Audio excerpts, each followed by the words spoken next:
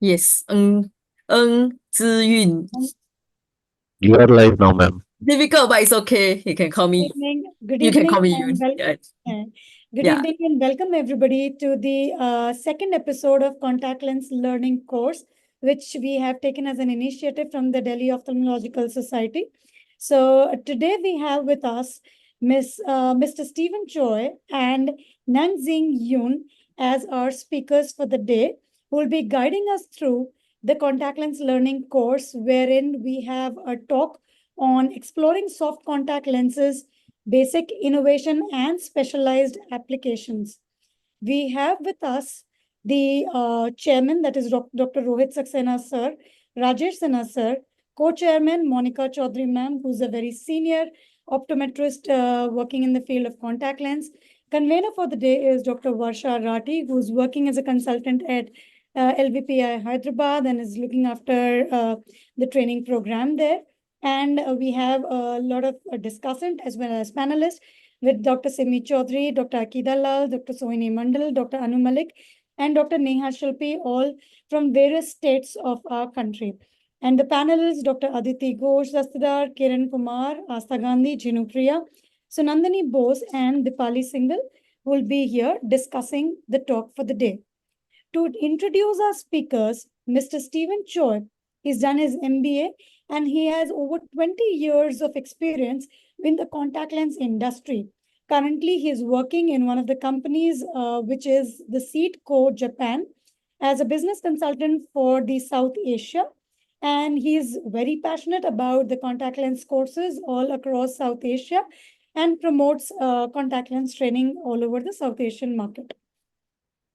Nangzi Yoon has done a diploma in optometry, and she's an optometrist with more than 7 years experience in both training as well as clinical practice of contact lenses. And she's passionate about training her colleagues and residents in the field of optical care. And she finds fulfillment in helping fellow optometrists to enhance their careers through specialty lens fittings. Before we move on to the talk, we will have a few words from our president of the Delhi Ophthalmological Society. Let me see if sir is here. Dr. Rohit sir. So in the meanwhile, Stephen Choi sir, you can give a brief introduction from your end for the talk that we are going to have. Yep. So thank you so much for having us today. So my name is Stephen Choi. I'm from Singapore. Actually, I'm traveling right now in China. So just pardon me running in between the meetings earlier. But we are very happy today to share about the topic today, and we want to share as much knowledge as possible. And later, Ziyun will go through with you all the presentation. And then I'll probably come in towards later the part of it. If there's any discussion, question and answers, I will come in to if there's a need, I'll come in to answer them. So I think yeah, without further ado, maybe we can actually get on with Ziyun to introduce herself and also to go on to the proper topic.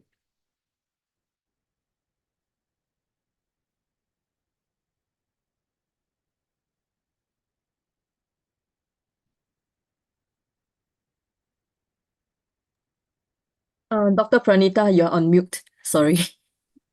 Yeah, so thank you so much for the kind introduction. So we have our president, dynamic president of the Delhi Ophthalmological Society, who's really been working hard to bring up this program.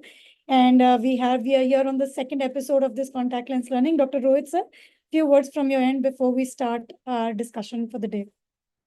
Thank you, Pranita. Thank you very much. And welcome everybody to this contact lens learning program, the second episode. The first one was very interesting, even for a non-cornea, or I would use the word cornea illiterate person like me. It was interesting, and I look forward to a very interesting program. We welcome our international speakers, whom I'm sure are going to give us a very enlightening next few hours to minutes. And Thank you, everybody, for participating. And Pranita, please take it forward. Thank you. Thank you, sir. Without much ado, thank you, sir, for your kind words. Miss Yu, you can start sharing your screen.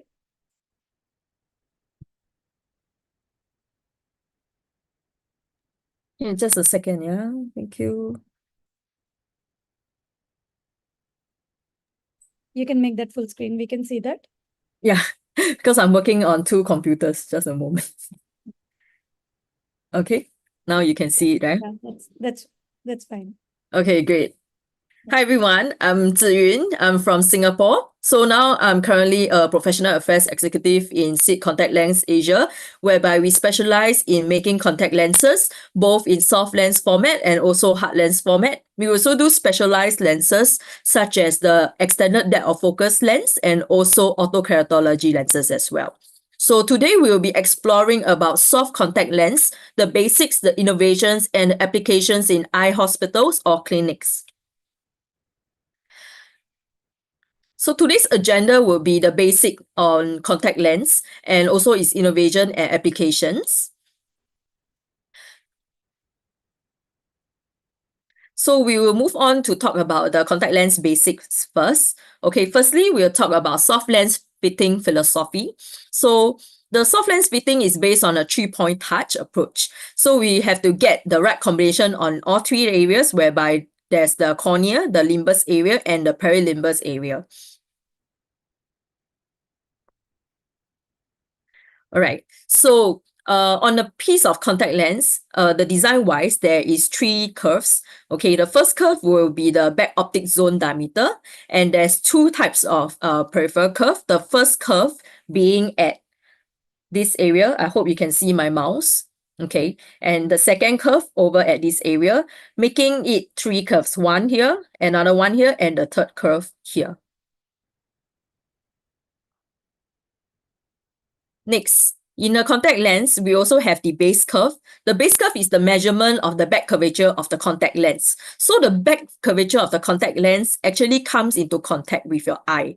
Okay, this is also called a fitting curve, whereby it matches the shape of the wearer's cornea. So let's say if this base curve is not suitable for the eye, it might appear as a tight fit. The lens may appear as a tight fit, or it can appear as a loose fit. So in this image, you can see that the radius is around 8.4 mm over here. And the diameter is 16.8. You just have to take this whole thing, the dotted line. This is the whole diameter of the lens itself. Okay, then the contact lens should sit nicely on the eye. So on this slide here, we show you how a good fit, a fit that is too flat or a fit that is too tight. So first, you can see on the left side, okay, the base curve is 8.4 on this eye. Okay, it shows a very comfortable fit, whereby there's still a gap here. So the gap here actually allows for tears exchange. Okay, and also let's say if the patient is wearing a 8.8 mm lens or a base curve 8.8, these lenses are too flat. Okay, so this lens will slide up and down as the patient blink, and the patient will be able to feel the lens. And lastly, on the far right, we have the 8.0 mm lens, whereby you see there's a lot of stretches here, some form of tightness over here. Okay, this shows that the lenses is gripping on the eye. It is too tight. It restricts tears. That means the tears cannot come in between the lens, and the eye, as you can see over here on the 8.4 mm lens. Okay, and this is very uncomfortable patient in the long run. At first, they will feel that it is pretty comfortable. Vision can be pretty clear, but later on, after an hour of wear, the patient will start to feel that the lens is gripping on the eye. So this is not a good, the 8.0 mm lens is not a good fit. Moving on, we talk about the diameter of the lens. So as you can see on the left side, you see that there is this is the full diameter, the dotted line. And you can see that on the lens itself, it also shows the diameter here. And this is what happens when the lens is on the eye. So the soft lens is always bigger, okay, on the covering the whole iris or the whole cornea of the eye.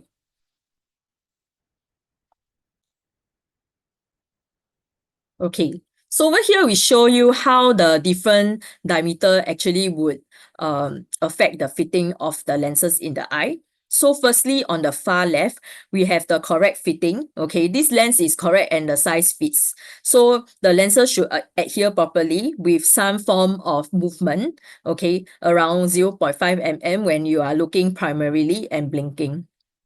And let's say if the lens is too loose, it will keep moving up and down. So what you can do to tighten the fit is to increase the diameter. But of course, right now, in the market, we have many types of lenses. The lenses usually come in 14.2 mm diameter, which is something we cannot change, and it should fit most people. But theoretically, if let's say on the far, for example, on the far right, if the lens is too tight, you have to decrease the diameter to loosen the fit. This is if you are able to actually change the change the parameters of the lens. Moving on, this is the sagittal depth and diameter of the lens. Okay, the sagittal depth is actually the distance from the center of the base curve to horizontal flat surface. What does this mean? Okay, for example, the diameter is 10 mm and we have the lens over here. So from the bottom here all the way to the top, this is the sagittal depth. Let's say if the diameter is smaller over here, okay, the sagittal depth is also lower. So you can increase the sagittal depth by steepening the base curve. That means the curvature of the lens can be steeper and the depth will be higher by increasing the diameter as well. So how the sagittal depth actually affect the lens fit? Okay, you can see that over here we have three types of base curve. Okay, let's say the base curve is flat, your sagittal depth is lower. If the base curve is steeper, whereby it's more round, okay, your sagittal depth is actually wider, higher.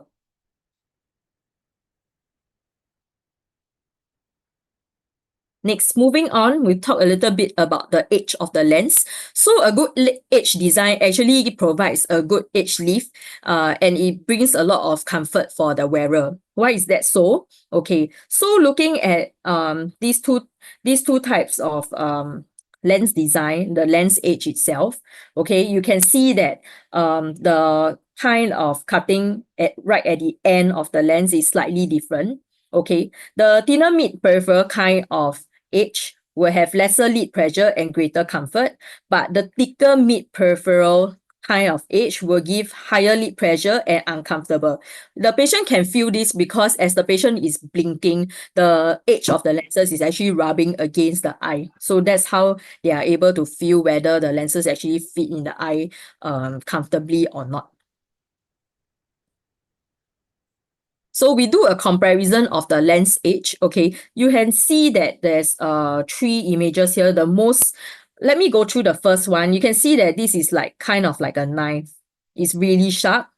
And we have the Seed One Day Pure lens edge over here, whereby it's a little bit smoother at the corner. And lastly, we have the Warp lens. Okay, it's a bit rounder over here. So a good lens edge actually will provide a better lens movement, okay, and smooth sliding of the lens over smooth sliding of lids over lens, meaning that when the patient is blinking, okay, the lenses should move smoothly on the eye and the patient should not feel that the lens is actually blocked by the eyelid, okay. And because of how there is some edge lift, okay, the tears are able to exchange between the lens and the eye.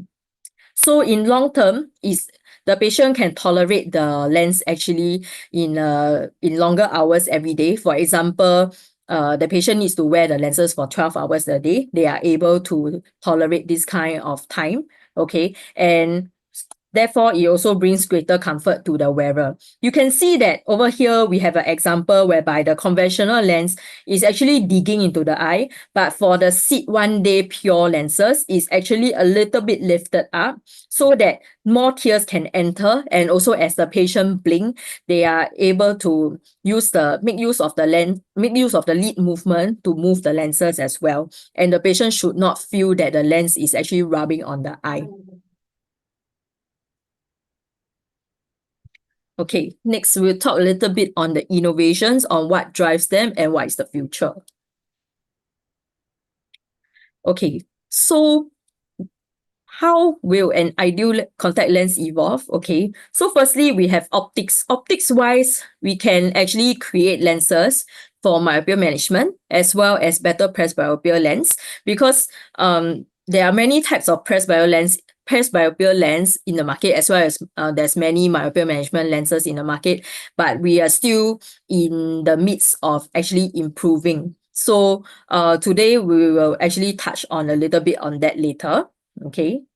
Next, mechanically, okay, the lenses should be of lowest modulus and no edge interaction, giving an optimal lens fit. So this is a little bit more on how technical the lens can be, and also how the technicalities can actually provide better comfort for the patient, and also give a better eye health for the patient as they wear their lenses throughout the day.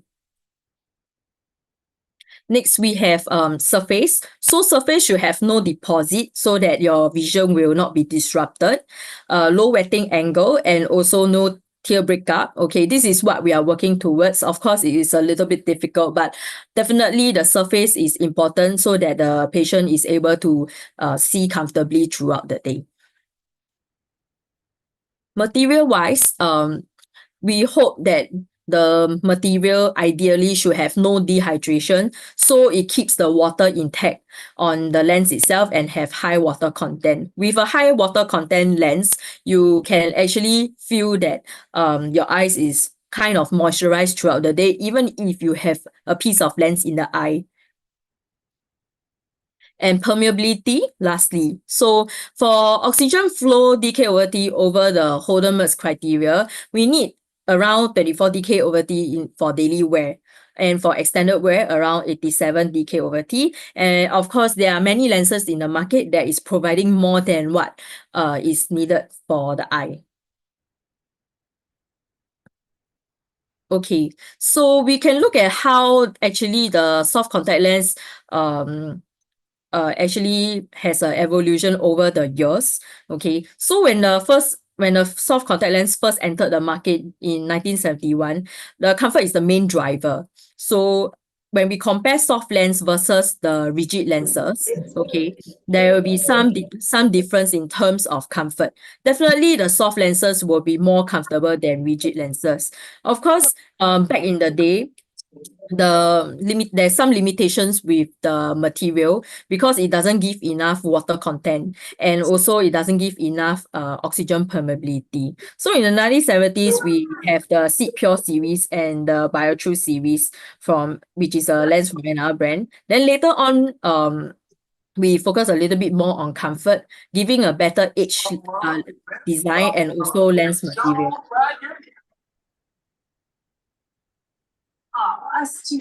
Sorry, Dr. Pranita, are you able to mute? From the back end, can you just mute Dr. Akita, please? Mr. Sharik?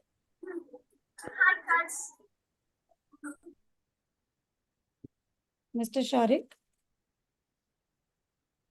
Yeah, I think you can continue, ma'am. Okay, yeah. So moving on to the 2000s, we are looking a little bit more on convenience, safety, and affordability. So the soft contact lens eventually have more modulars, okay, from a yearly lens to a monthly lens, and eventually to a daily type of lens whereby patient can put on the lens and then remove it and throw it at the end of the day. So when we hit around year 2020, that's when more people are actually convinced to wear the one-day lenses instead of the yearly type of lenses, whereby the material is really hard and it gives discomfort to the patient. So this is how the soft lens material revolutionized. Okay, so in 1970s, we have the first gen hydrogel lenses. So the first gen hydrogel lens, which is HEMA, it has a very low decay, very low water content, and is left cut. So obviously, this is not very comfortable for the patient. Okay, then as it goes on to year 2020, whereby we have the latest silicone hydrogel lens. Okay, it has the long and short chain of monomers, whereby PVP is just a type of solution that is added in between the chains to help with the building of the material of the lenses to be more for the patient to wear and feel more comfortable, and also have high water content, high oxygen permeability overall. So okay, so looking at optics design, we have the asphere versus the aspheric design. So you can see that for the spheric design lenses, okay, the rays are not towards one point. But let's say for the aspheric lenses, it can all come to one point and give you a sharp vision. So the aspheric design actually helps to remove spherical aberrations. As you can see, like there's different split ups over here. These are all aberrations. Yeah. And for patients who undergone the LASIK aspheric, aspheric lenses is not suitable because of the change in cornea shape. So for toric lens design has not changed much over the years. They basically have actually worked a lot on the movement of the eyelid.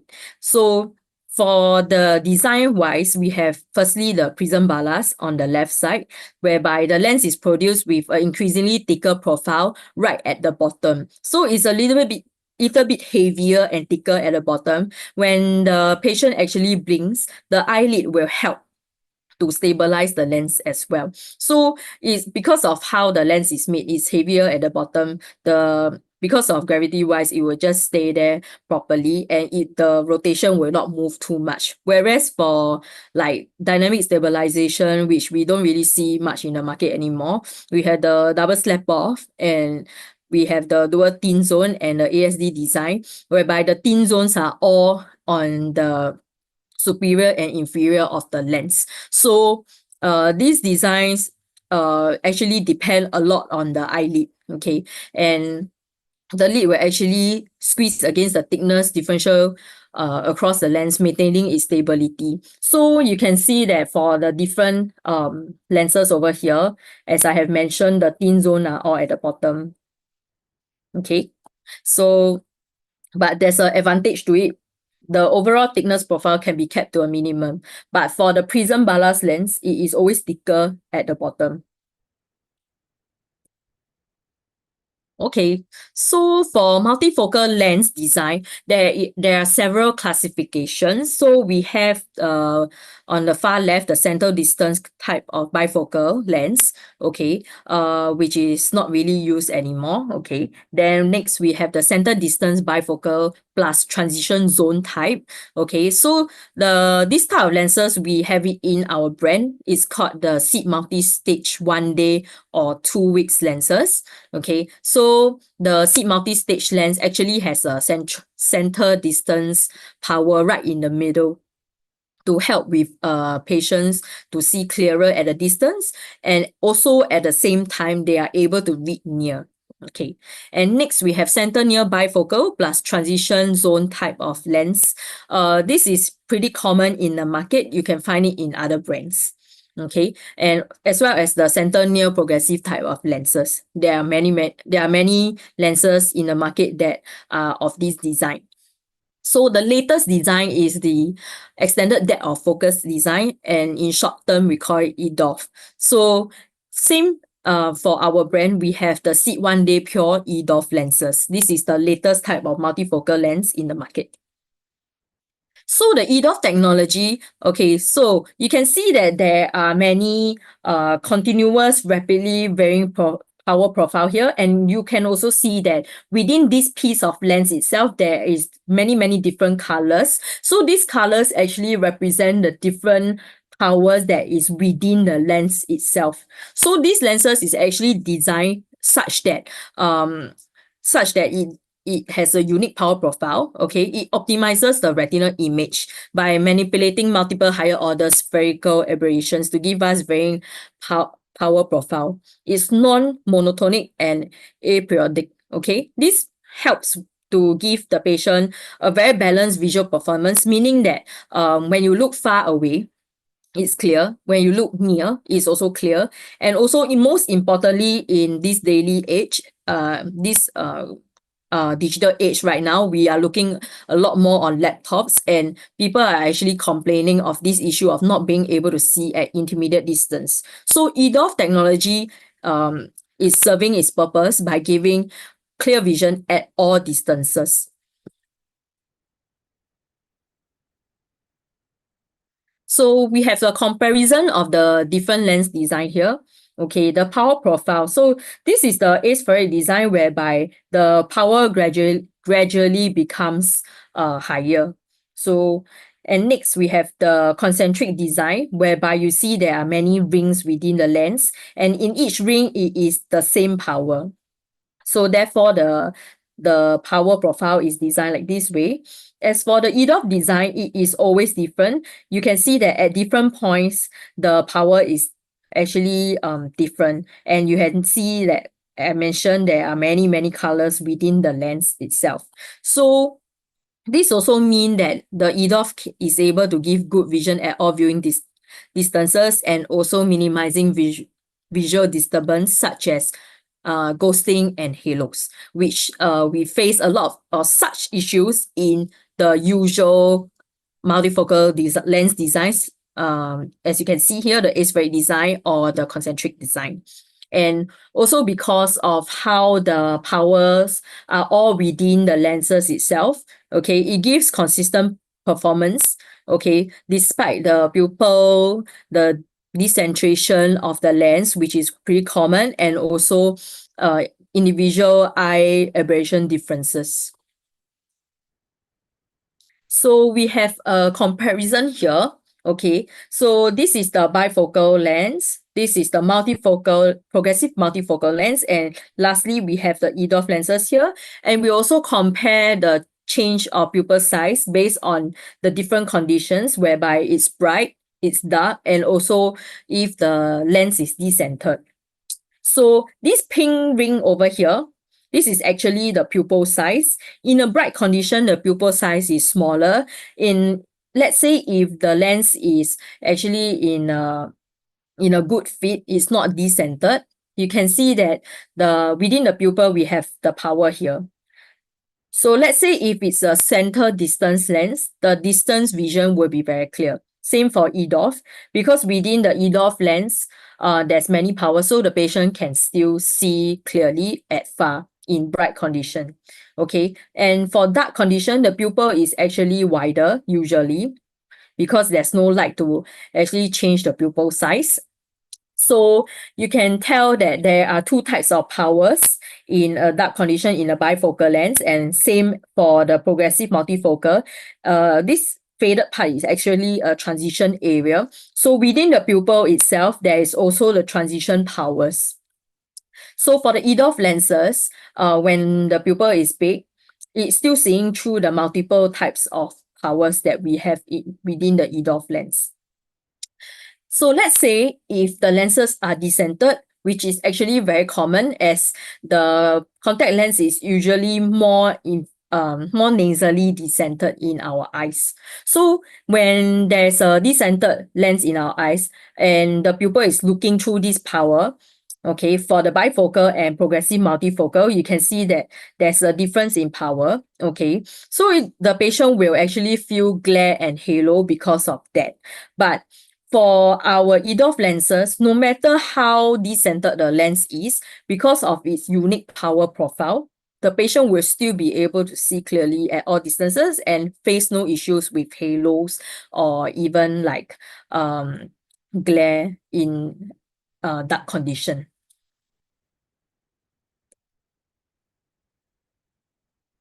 Okay, so for myopia management, okay, we'll talk about two types of defocus. Okay, so firstly, we have the hyperopic defocus. So with a normal single vision lens or a contact lens, you will get a hyperopic defocus that promotes eye growth. You can see that the peripheral area of the eye is whereby the rays actually go past the eye, encouraging the eye to grow longer.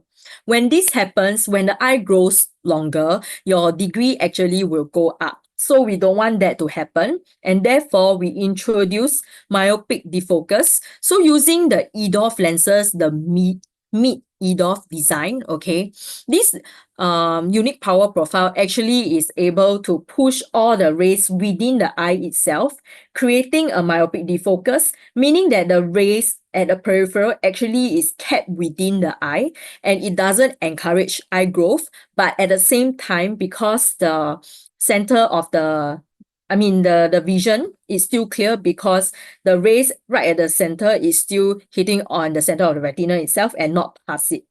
So the vision will still be clear, and also at the same time, we are able to provide myopic defocus, which is the key thing to discourage eye growth. And when the eye grows slower, okay, it also means that the power goes up slower as well.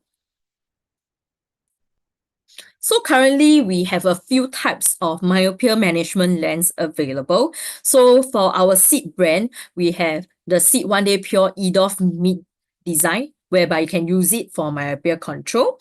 And by other companies such as Cooper Vision, they have MiSight, and Johnson & Johnson, they have Ability One Day, and Manicon, they have their Bloom One Day design, and also the Utmost Soft OK, whereby the lenses are disposable and designed to stimulate auto K treatment zone optics. But of course, if you are looking for auto K treatment zone optics, I would suggest that you do auto K instead of wearing a soft lens. Yeah.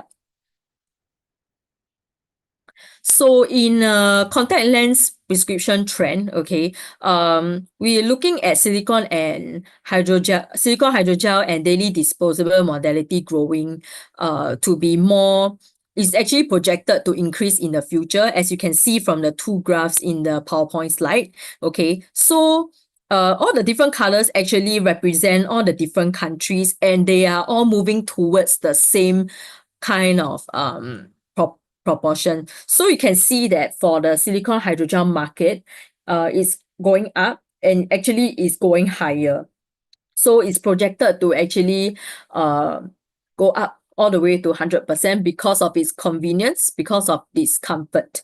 Okay, and also for daily disposable, it is also gradually moving up as well, although maybe because of costing wise, they are unable to 100% switch to daily disposable lenses. However, due to convenience and safety, and definitely comfort, patients may still choose to wear daily disposable lenses as compared to other modulars such as monthly lenses or even yearly lenses.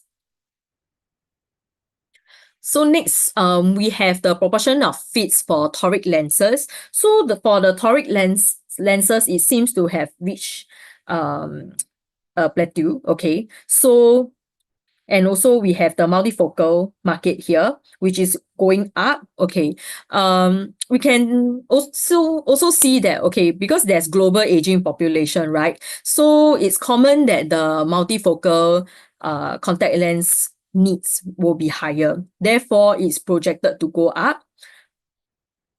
Of course, for the toric wise, okay, maybe, the needs of it has already reached, so it shouldn't be going up anymore unless other things happen. But the multifocal, we can definitely tell that there's increase because of increased global aging population, so there is still some growth involved.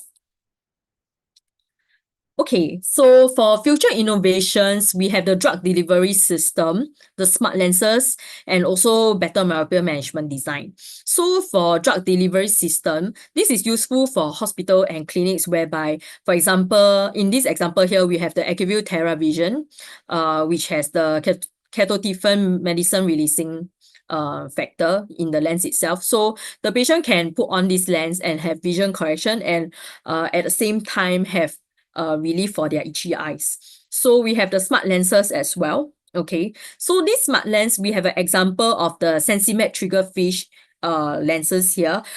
This is a lens that is under our company, SID Contact Lens. So this lens is actually able to provide some graphs, okay, for the practitioner to know whether the patient's intraocular pressure actually goes up or down, or how high it can go when the patient goes to sleep. So these lenses can measure the IOP for 24 hours. So when the patient is asleep, we can, because there's some possibilities of glaucoma and being related to sleep apnea. So this is a very useful tool for glaucoma specialists. Yeah, and also for myopia management, okay, the treatment can be of simultaneous design, okay, not only at the peripheral. So this is still an ongoing stage of development. Okay, further future innovations, we are talking about better lens material or better toric design, whereby the axis can be masked to one axis power. We are not seeing that yet. Currently, we see that lenses are actually covering by axis of 10 degrees, okay? And optics design that actually help digital devices users to relax. We are living in the digital era, so there's a lot of digital strain involved in people currently, and also improve optic design for presbyopia lens. This is to help the aging population and also improve vision for patients at all distances. So how do you apply the contact lens in eye hospitals or eye clinics?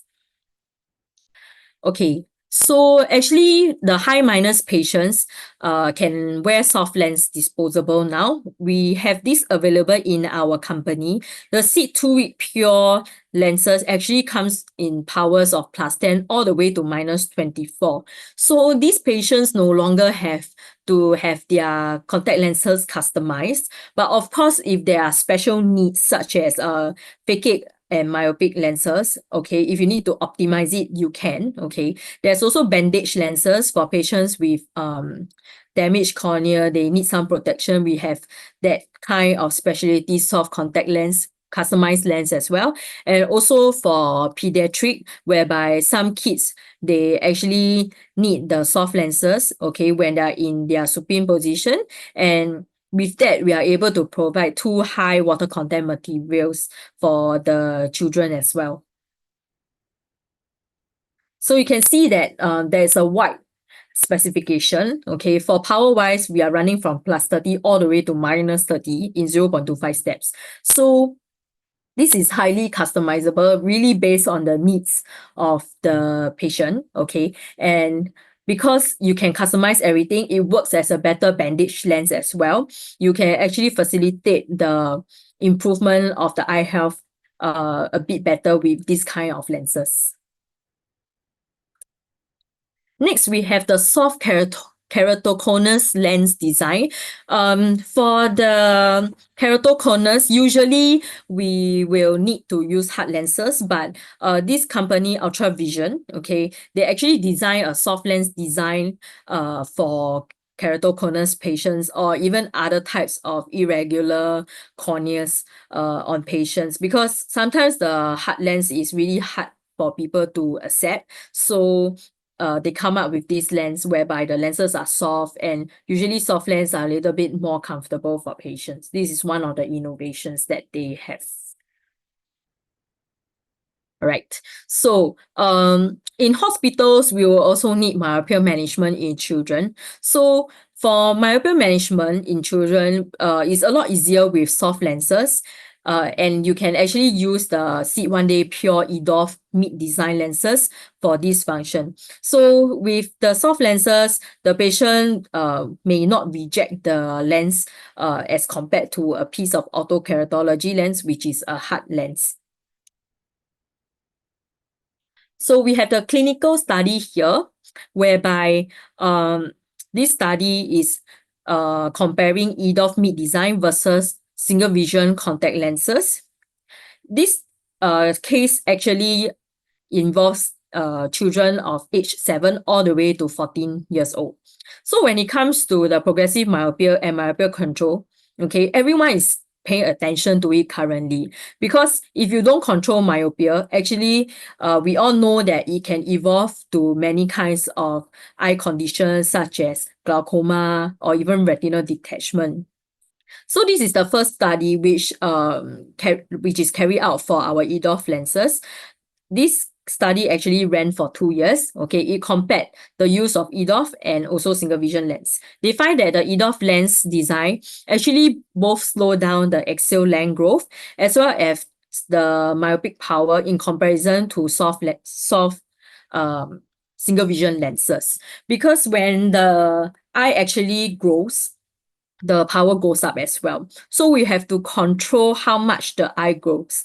So this kind of myopia management lenses or even other myopia management designs actually help to slow down the progression and not stop the progression. If there is a point whereby it slows down and is better than a single vision contact lens, you should definitely fit myopia control lenses instead of the single vision lenses, which do not help the patient at all.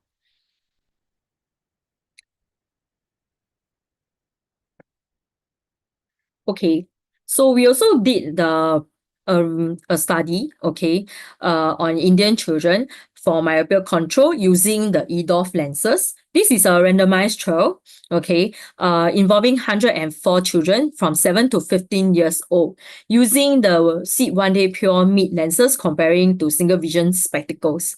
So the wearing time for this research is actually 1 year, and it's done at LV Prasad Eye Institute in India. So these are the results for the study that was done in India for a year.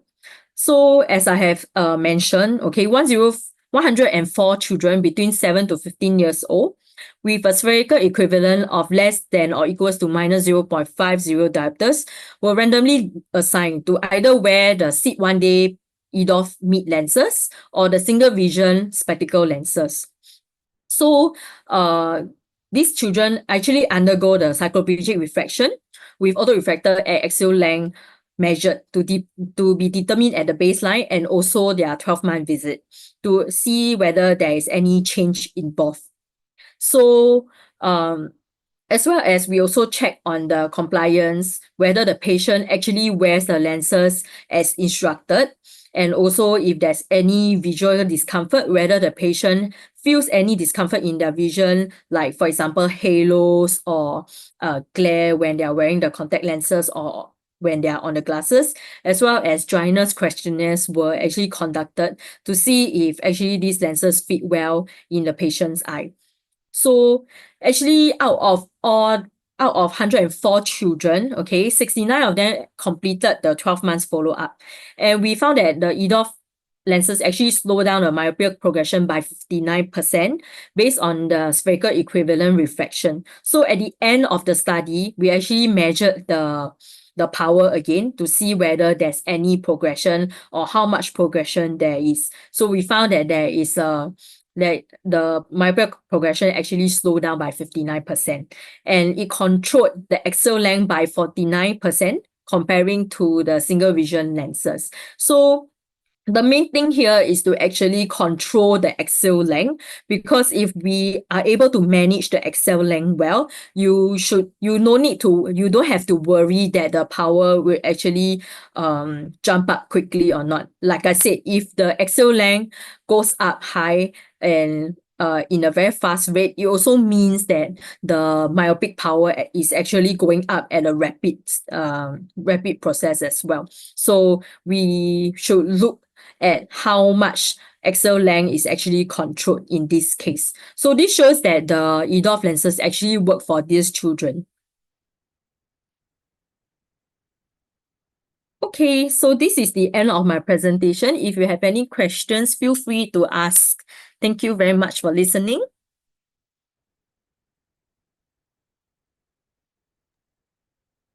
Thank you. Thank you, Ms. Yoon. I think that was an elaborate and a comprehensive talk on contact lenses, covering right from the basics to all the advances that was just appropriate to the topic. So one thing which was very nice and new that we heard about was the EDOF contact lenses is a concept that we in our country, as of now, it's not something very widely used or very prevalent in the market. So could you just highlight what's the cost of these EDOF lenses? The cost you mean, the cost in your country, is that right? Yeah, in the country, because I think you've been running a trial in the LVPI itself. Yes, maybe Stephen, you can help me with that. Yeah. So, okay. Because I'm not sure of the Okay, that's okay. pricing in So India we'll move market. on to the discussion with our discussants and the panelists who are here available today. Before that, Mr. Stephen, would you like to put in some comments from your end before we move on to the discussion? Yep. Thank you, Ziyun, and thank you, Dr. Pranika. So the cost of the EDOF is the MRP is actually 3850 MRP. So 3,850 MRP per box of 32 lenses. So the patient will need 2 boxes of it for 1 month efficacy. So, but I mean, this will have to go through at least to like a 16 years old age before they discontinue and find other options in terms of managing their myopia progression. So this is something new that is in India right now. So it's already available.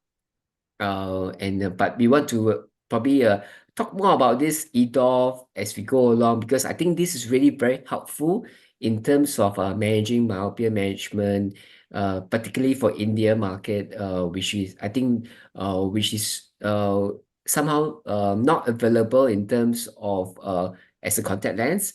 There is some spectacle myopia management lens available, but contact lens myopia management, this is really very useful because it comes up to a -12 diopters.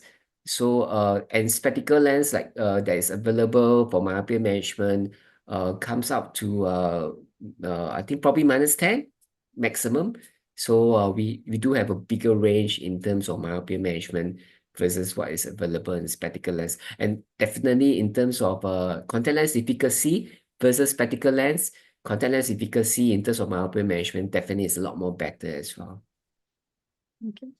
That's really nice to hear, sir, that we have something, because myopia, as we all know, is like an epidemic all across the globe, and especially post-COVID, we've seen so many high progressions of myopia in children, and definitely we need alternative modalities to control this situation. So moving on to the discussion with our panelists and discussants, we have a few questions, Ms. Yoon and Mr. Stephen, for you. So, Dr. Aikida, are you there? Dr. Sunandini, they have a few questions to ask. Dr. Sunandini, you have a few questions to ask?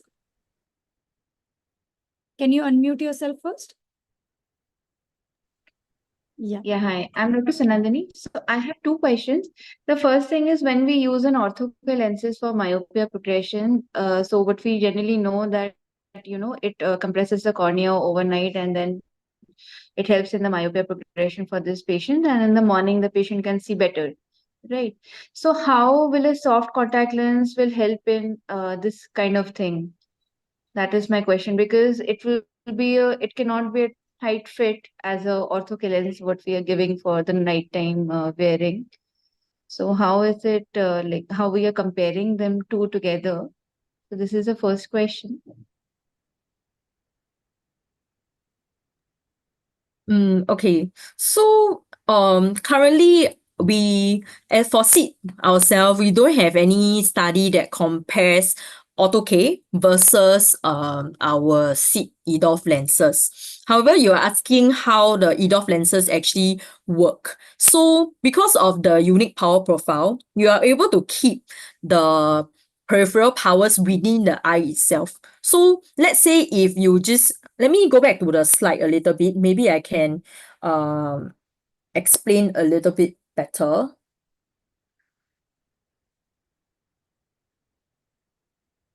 One second. Are you able to see my, I don't think you can see my Yes, slide. we can see your slides. Can see. Okay, yeah. Okay. So back to this optics lens design. So if I were to talk about the EDOF lenses, it's able to keep all the powers within the eye itself because of its unique power profile. That's why there is myopia control even if there's no compression on the front of the cornea. So actually it all works the technicalities wise, it's trying to achieve that some myopic defocus even for the auto K lenses as well. Okay. And my second question is, like when I give a progressive contact lens or a multifocal contact lens to my patients who are myopic, so generally what they tell me that my near vision is pretty good, but some haziness or some blurriness is there in my distant vision. So generally what I do is I give the power to my contact lens dealers and they send the contact lenses. And they just say that whatever we are just giving a little bit less than what for the near, I think we are trying to give. So just because of the, I think the vertex distance, they give a little bit less. So why is that haziness generally comes in these patients when then using a multifocal contact lenses?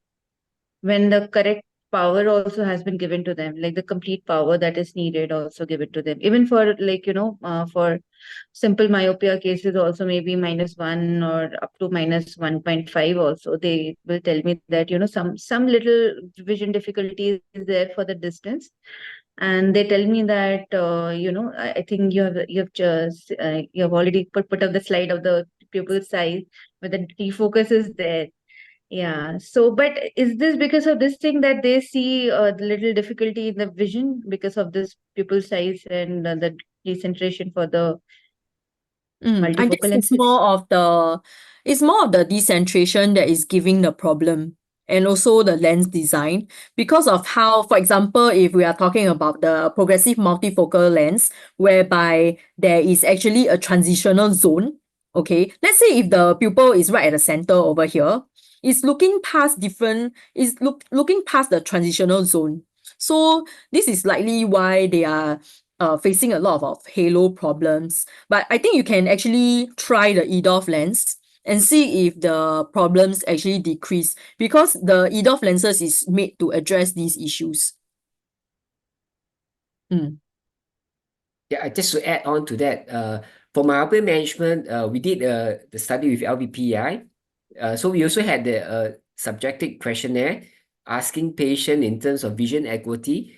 So a big majority of the patients that we did in terms of myopia management, actually the vision acuity is actually quite good. But I think the key thing is adaptation. We also need to explain upfront to the young patients that they might not have the same vision acuity as the single vision lenses. So once we explain that to the patient, then the patient might be in a better stage to adapt to the myopia management lenses. So they are not expecting it as per what they are seeing via the single vision lenses. But then there might be a period of adaptation, and there might be a period of getting used to it. So once we have that kind of explanation to them, it's a lot more easier for them to actually adapt to it and also manage the vision acuity as well. So it will not impair in terms of the daily the things that they do in daily event. But then definitely if you compare to single vision, then it's not a fair comparison. So we need to, in a sense, manage that kind of expectation right from the start. Yeah, I think that's really important when it comes to myopia management for whether is it MiSight or for EDOF or for J&J, Aberty. So it's all the same. There's a need to manage the expectation in terms of the vision acuity. Thank you, Mr. Stephen. I think Okay, thank you that so much. answers the question. And we have a few more questions. Dr. Aditi Ghosh is there. She is working in a private practice in Delhi and has a huge cornea practice, and she would like to raise some questions. Thank you so much, Pranita. Excellent presentation. It's so much in detail. So I have a basic clinical question. So many times, like I send my patients to cornea contact lens practitioners for the correct measurement and everything, and then I see the patient after that. So what is your regimen? Like once, even if you have dispensed the contact lens, many times, maybe the patient is not using it properly or is developing cornea or ocular surface related symptoms. So, do you have a follow-up regime or what is it? How do you practice it? May I know if this is for adults or Both. in Actually, it is more difficult with, the myopia program because we are not very sure how the kid or the parents are, adhering to the protocol. So, Yeah. what is your regimen for this? How do you ensure that, whatever you have dispensed is being properly used by the patient? For Singapore, actually, we have to see the patient every 6 months. Of course, there are people who don't come back. But I would like to emphasize that maybe you can just focus more on the children because we don't know whether they are compliant enough. So we have to judge based on how the parents actually respond to your advice and how the kid actually respond to your advice as well, whether the kid actually listens to you or not. So I think for children, it may be a little bit easier for you to manage in terms of follow-up because to actually know whether the lens is working, especially for myopia management, you have to see the patient at least at the 3 months mark or the 6 months mark. And I guess how you can actually manage this is that you sell the quantity that they need. So for example, for daily lenses, if you are only selling 6 boxes at one time, so 3 for each side, right? Right. So that is 3 months. So they have Right. to come back and see you to get new lenses. But for from what I know in Singapore, for example, for adult wearers, right? We are supposed to see them every 6 months. Yeah. Thank you so much. So usually we sell our lenses in boxes of set of 12 or set of 8 or set of 4. So in that case, it's like 2 months, 4 months, or 6 months mark. So maximum 6 months for the contact lens purchase. Even for monthly lenses, for example, let's say if we are talking about monthly lens, one box there's 6 pieces of lens, maybe we can just sell 2 boxes of lens at one time, and you get the patient to come back to purchase the lenses, at least have their corneas checked for the adults. Yeah, but for the children, maybe I can share. Let me share my screen for a moment. Hold on, please. I can show you the guideline.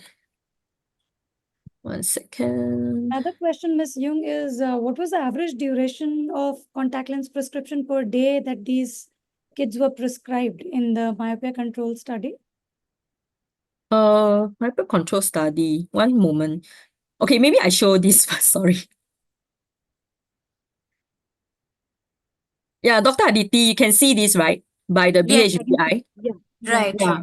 You can actually download this Yes. from the BHVI website. So it shows you the follow-up schedule. Over here, I have circled for the 1-day pure EDOF lenses for myopia control. So you can do it at the 1 week mark, 1 month mark, 6 months mark, and the 12 months mark for a new patient on EDOF. Yeah. And then following on, you can actually I think for young children, it's best if you check the lens fit and the prescription every 6 months at least to make sure that the degree doesn't go up. And these are the procedures that you can do selectively, but there are some things that are more important, which is the axial length measurement. Yeah, over here it states at baseline or every 6 months, but in Singapore, usually we do it at every 3 months to see if there's any growth in axial length, which is important for myopia management. Thank you so much. Thanks a lot. Yeah, you can find this online. Yeah, thanks. No Thank problem. you, Dr. Aditi. Dr. Aikida, are you also there? Yeah, hi. Very nice presentation and very interesting to learn about these EDOF lenses. So I had a question to ask related to adults, the patients who have undergone myopic LASIK and they have some refractive error, they are in presbyopic age group, and sometimes they don't tolerate these multifocal lenses very well, as you rightly said, because of the decentration. So do you think they would, EDOF lenses would be a good idea for them? They would tolerate these better because of the corneal shape aberrations that they already have?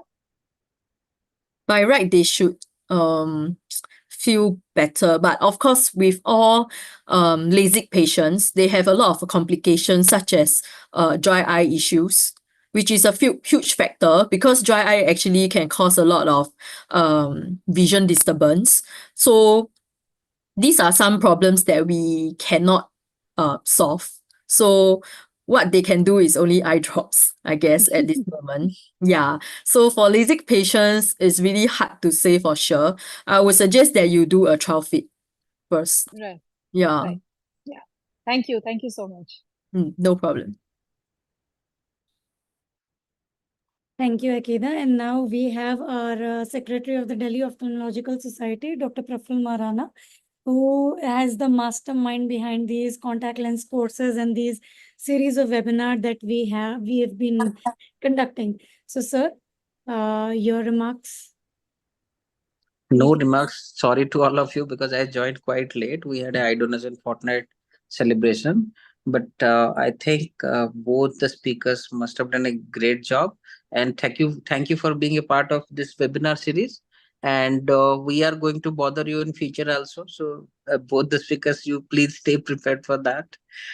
One question is, when you say young patient, is there any cutoff beyond which you won't go for contact lenses? Lower age cutoff for these lenses? You mean for the EDOF, is it? Yes. Okay, so generally you can actually manage myopia up to 16 years old, but you can also manage it all the way to 21 because I don't know if you guys know, but Singapore is facing the myopia We know pandemic for a that. long time. Yeah. So we are on top of the list. Yeah. So when I was still practicing in a clinic or at my retail practice, we actually see patients who are in their university studies, and the power is still running up because of how much time they spent on the mobile devices or digital devices. So sometimes we only stop the myopia management when they hit 21 years old, or for some patients, for the male patients, because they have to go for conscription, so they have to stop myopia management, especially autokeratology. So that's when we actually stop the treatment as well. That's at around 18 years old. Yeah. Okay. And what is the lower age cutoff? Any age below which you would avoid such lenses? Sorry, the lowest cutoff, you mean when to start, is it? Yes, yes. When to start? Yeah. Yeah, okay. So I think as long as the patient is able to manage, you can actually start the patient on these lenses as young as 7 years old. Yeah. We do have people who are around 6 at most wearing autokeratology lenses. Yeah, but very small numbers. In India, one of the biggest problem with us is we see a lot of atopic patients like vernal keratoconjunctivitis. So what is your take on that? If patient kids are having such atopic or allergic conjunctivitis, would you still prescribe such lenses, or you'll avoid these contact lenses in those group of patients? If the anterior health is not healthy, then I would actually prescribe glasses instead. Yeah, we avoid a lot of problems that's involving the anterior eye health by fitting the spectacle lenses, which can work as well, But of course, children like to run around. There's a chance that the spectacle fitting actually goes off. So you may need to see the patient a little bit more often to do some adjustment, or even prescribe glasses that is able to, they can do some small adjustments on their own to have a better stabilization of the frame on the eye itself. So that the myopia control remains to work. Thank you. I Thank think you. Pranita, Kiran has also joined us. Yes, Dr. Kiran, do you want to raise any questions? Hi, good evening, everyone, ma'am. It was like very new learning for us regarding this type of contact lenses. With reference to like pediatric patients, like post ROP, retinopathy of prematurity, usually we see like very high suspicion of eye myopes, especially unilateral, asymmetric or unilateral, or something like that. Like, what is your experience in such kids? So does that mean that one eye is higher than the other? Yeah, yes. Okay. So from my experience, there are children who are tilting their heads when they are writing or when they are reading. So there are some habits that you have. I mean, this can be known through history taking. Yeah. And I would also guess that maybe the myopia is discovered late, which we cannot control. So if we can discover the myopia earlier and we can manage it earlier, we do not have that much of a discrepancy between both eyes. But sometimes it's also genetics, whereby one of their parents has the anisometropia, meaning like one side is higher than the other. But more of what I actually observe is that those children, they are tilting their heads when they write. So when they tilt to the right side, for example, the power is usually higher on the right eye, something like that. Yeah. Or they are reading in different lighting conditions. Like for example, if they are in the bus or in the car as they are traveling, some children, they like to read. So with the different light condition, it actually may change the power a little bit as well. So this is what we have myself and my other optometrist ex-colleagues have found out from our practice. Like, what is the acceptance of this EDOF lenses in your clinical practice, ma'am? From our experience, if the optometrist knows how to fit these lenses, the acceptance is high. Yeah. If they do not know how to fit these lenses, then they will say that, oh, they can't do this, they can't fit these lenses. But these lenses are very easy to fit. You just have, for myopia control, you just have to fit both eyes with medium at their spherical equivalent power. What's the like usual learning curve for the optometrist to learn and to give proper fittings for the patients? How much time do they take to learn? You mean like wearing lenses? Yes. Oh, for easy patients, I guess around 45 minutes. Yeah, 1 hour. Yeah. For Okay. It difficult can be as long patients, as half a day. yeah, usually we don't drag half a day, but maybe 1 hour, 1.5 hours. Some parents are a little bit more paranoid. They want their children to stay in the shop forever. But I will not recommend this. I will recommend that they can watch some videos on YouTube. Let's say the first session, they didn't manage to put on the lenses. I will tell them to go back to home, watch some videos on YouTube on how to wear the lenses, and specifically look for children who are wearing contact lenses, because it actually helps that the children know that someone else, a kid of the same age, is able to wear the lenses as well. And also at the same time practice at home before coming again to learn. So this increases the acceptance rate of wearing contact lenses. Yeah. So it can take a few days. Alternatively, you can teach the parents to fit on the child, which is not the optimal solution, but the short-term gap, solving the issue of helping the child wear the lenses, the parents can play the part as well. So I think the parents' motivation is really, really very important. In like our part of the world in Singapore, because a lot of our parents themselves are very high myopes, so they are very motivated parents. make sure that the child don't be in the same stage they are in. So maybe for India side, the high myopes parents are still not so prevalent. So maybe they're not so motivated, they don't see the need. But in our part of the world, we have very high myope parents. They really do not want the children to be in the stage as well.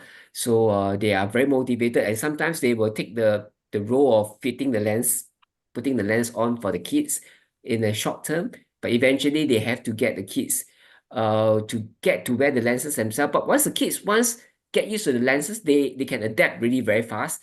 But I think the initial hurdle is always the hardest part. But as long as they get used to wearing the lens, they really try to wear it themselves, so that becomes a lot more easier. But the initial part definitely is going to be give more patience to it. Yeah, they will get there eventually. Thank you. Yeah, it takes a lot of patience. Yeah. Thank you so much, Kiran, Dr. Kiran and Ms. Jung and Mr. Stephen Choi for sparing your time and giving all those valuable suggestions and answering all those questions. So, Professor, would you like to conclude the session? Pranita, you conclude. Okay. You are the moderator. Yeah, thank you, sir, for giving me that opportunity. And thank you, Ms. Yu and Mr. Stephen Choi. And as sir said, we'll be happy to hear more from you on these contact lenses in further series of webinar that we're going to conduct. And with that, we come to the end of the second episode. And Pranita, just one thing. And if you will visit India, no, please let us know. We can arrange some type of skill transfer program with you, because I think all this new concept, no, this is quite unknown to most of our practitioners, especially at Delhi. And I would love to do some workshop kind of thing with you people. So can I ask one question? I just had one. Yes, please. Yes, please. So, hi everyone, I'm Dr. Rupali. I just wanted to ask that the concept which you are telling by that EDOF lenses work on the hyperopic defocus is same as that of myopia glasses, which we commonly prescribe in India. So, is there any comparative study, any difference in the results, which is showing any benefit of contact lenses over these myopia glasses, which work on the same principle?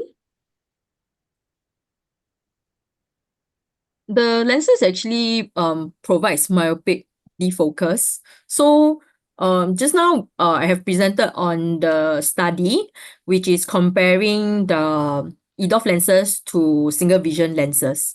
And definitely the EDOF lenses work a little bit better. I think maybe if you all like, we can actually, I'm not sure whether Dr. Pranita can help, but we can provide the study to you, so that you can read a little bit more and understand a bit more on the study that was presented previously. No, actually, I'm asking about the myopia glasses, not lenses. Myopia Yeah, glasses so are, they work on the same principle. Commonly, what we use is from Hoya company, which has the same principle as your EDOF contact lenses. So, is there any comparison between the two?